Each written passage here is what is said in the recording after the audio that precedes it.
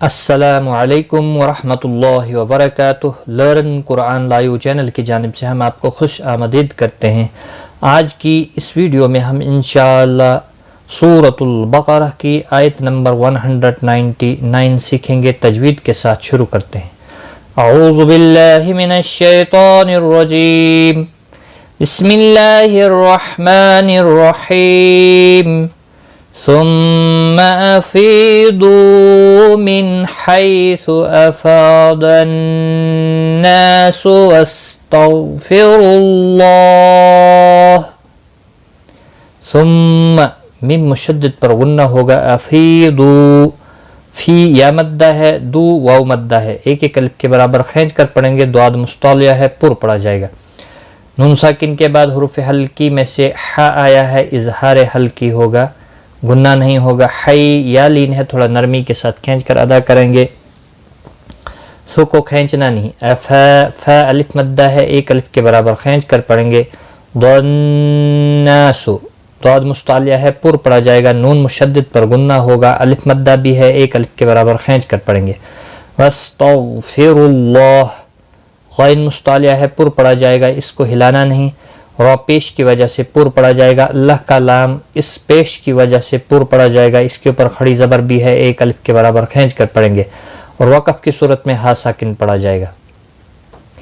ثم افیضوا من حیث افاض الناس واستغفروا اللہ ان اللہ غفور رحیم۔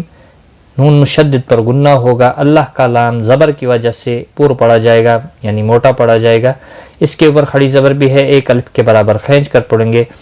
غین مستعلیہ ہے، پر پڑھا جائے گا۔ فو واو مدہ ہے، ایک الف کے برابر کھینچ کر پڑھیں گے۔ را دو پیش کی وجہ سے پر پڑھا جائے گا۔ تنوین کے بعد یرملون کا را آیا ہے، ادغام ہوگا لیکن گنہ کے بغیر، گنہ نہیں ہوگا۔ را زبر کی وجہ سے پر پڑھا جائے گا۔ حی یا مدہ ہے، ایک الف کے برابر کھینچ کر پڑھیں گے، اور وقف کی صورت میں میم ساکن پڑھا جائے گا، وقف بالاسکان ہوگا۔ ملانے کی صورت میں اخفاء حقیقی ہوگا۔ تو رکنے کی صورت میں میم ساکن جب ہوگا تو 3 سے 5 الف کے برابر کھینچ کر وقف کریں گے۔ ان اللہ غفور رحیم۔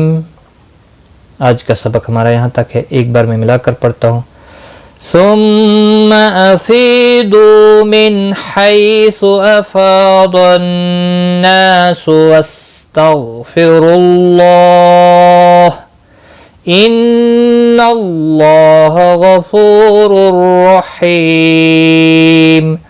صدق اللہ العظیم۔ آج کی اس ویڈیو میں بس اتنا ہی۔ اپنا خیال رکھیں، دعاؤں میں یاد رکھنا۔ ٹیک کیئر، خدا حافظ۔